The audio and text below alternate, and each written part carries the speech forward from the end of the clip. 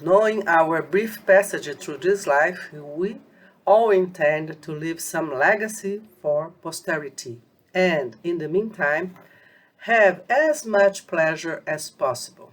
At this moment starts to speak the hedonist who has always lived with the São Paulo hard worker, granddaughter of immigrants. I was born and raised in a country far from everything and truly fantastic.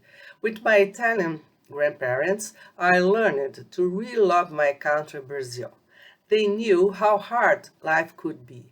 That knowledge is the key to overcome limits, how vast the world is, and therefore full of opportunities and absolutely magnificent.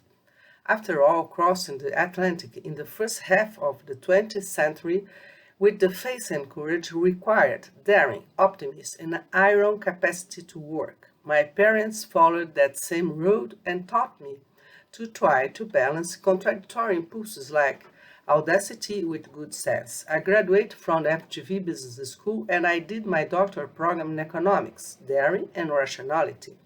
At FGV, I gave vent to my feeling of vastness of the world and interest in others. At the beginning of my teaching career at FGV, I was invited by Dean Michael Zeitlin to coordinate and expand the international area of FGV Business School. At the time, Brazil was trying to return to the international scene after the severe debt crisis in the 1980s.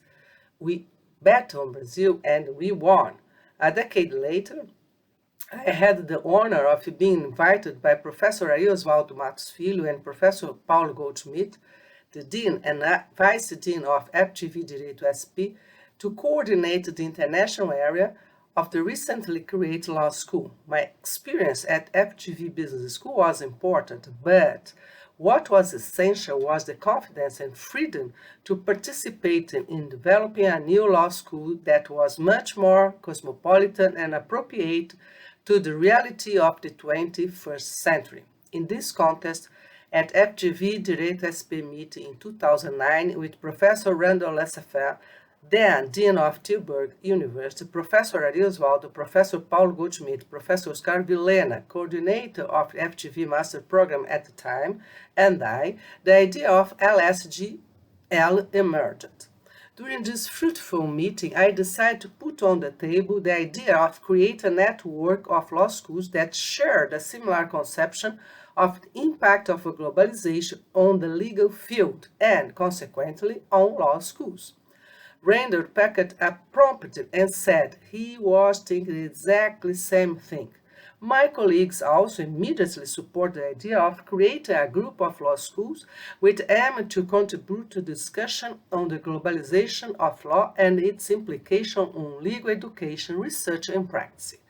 I was pleasantly surprised by the interest. Until that moment, I had not yet discussed this idea with my colleagues. It was an impulse. It just followed my feelings. I clearly remember that the prospect of doing something relevant and innovative made my day. That was tense and sad. My father was in the hospital. After 2 years of conversations around the world, we managed to get a select group of law schools willing to embark on our adventure. In February 2012, in São Paulo, a week before Carnival, the Law Schools Global League was born. At the Tilburg meeting in June 2012, I brought up the proposal to create an LSGL program that would have a blend format of face-to-face and distance class for students from schools members. However, the idea did not have the same reception, quite the opposite. Who could have guessed that 8 years later you would face a pandemic and the use of distance learning technology would become something so trivial? As a consolation compensation, my colleagues agreed to create an annual 2-week short course with 4 subjects, count 4 credits, and using the co-teaching methodology.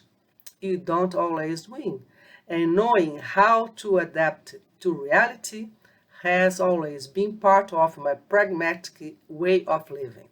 In July 2013, we launched the first LSGL summer school in Lisbon, a success guaranteed by the vital cooperation of Professor Henrique Souza Antunes and Professor Luis Barreto Xavier of the Catholic Lisbon Global School of Law.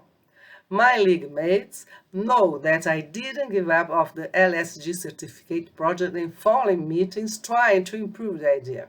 However, after this terrible pandemic and the multiplication of online courses, I am already thinking about new projects. The LSGL certificate has lost its original spirit. I cannot end this short statement without thanking all my colleagues at LSG for their friendship and achievements through this decade. Finally, a very special thanks to my colleague, husband, and love of my life who has been with me on all these adventures. Our soul affinity has guaranteed me the possibility to dream and go forward.